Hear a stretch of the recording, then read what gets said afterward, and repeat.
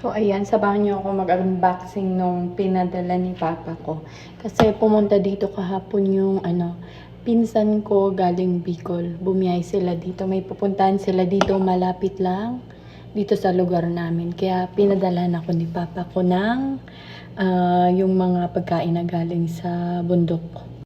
Kunin ko lang.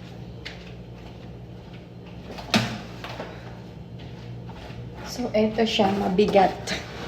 Ang bigat niya, ayan siya. Request ko din talaga to kay Papa. Layo pa ng pinanggalingan nito. Galing pang Bicol. Tapos nakarating dito sa... Secure yung pagkaano ni Papa. Baka pumitik. Ano? Pipitik. Pipitik. Pa isa.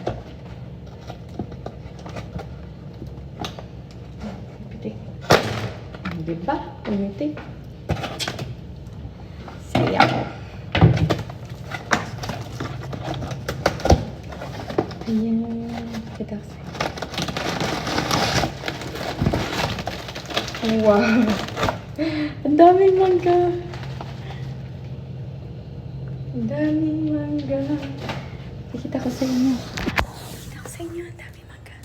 Ayan. Ayan yung mga pinadala sa akin ni Papa. Hinog na yung saging. Ayan o. Ayan, may saging. Parang may avocado. Ayan, may avocado nga. Ayan o. Ayan. Daming mangga. Daming manggang pinadala nito. Ay. Huwag kang bubukas.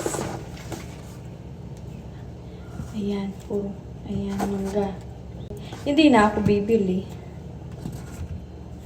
Sa amin, libre lang to. Nakapaligid sa amin yung mga mangga doon sa bundok. Sa may bundok. Ang dami. Paborito kasi to ng asawa ko. Itong ganito, yung Indian mango. Kaya, padala si Papa ko.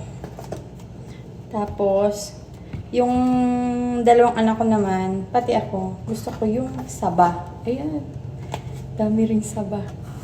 Ayan, daming saba. Ayan.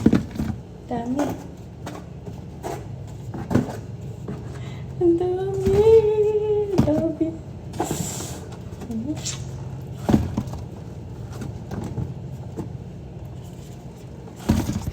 Masaya-saya ko. Dami kong saging. Ayan. Tas ito na yung avocado. Laki.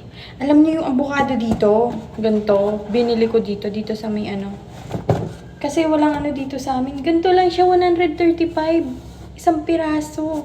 Yung dito sa may Korean Mart. Kasi walang dito, ibang tindahan dito sa amin. Kailangan mo pang lumabas ng ng village. Tapos mag-taxi ka pa papunta. Tapos meron pa. Saging pa. Saging. Sabi ko saging. Ito yung tawag ito. Yung panghimagas. Dami pa saging. Huwag na yung mga saging.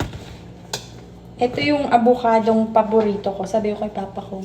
Ito yung avocado na kahit hindi mo nalagyan ng asukal o kaya gatas, masarap na siya. Tapos hindi mapait.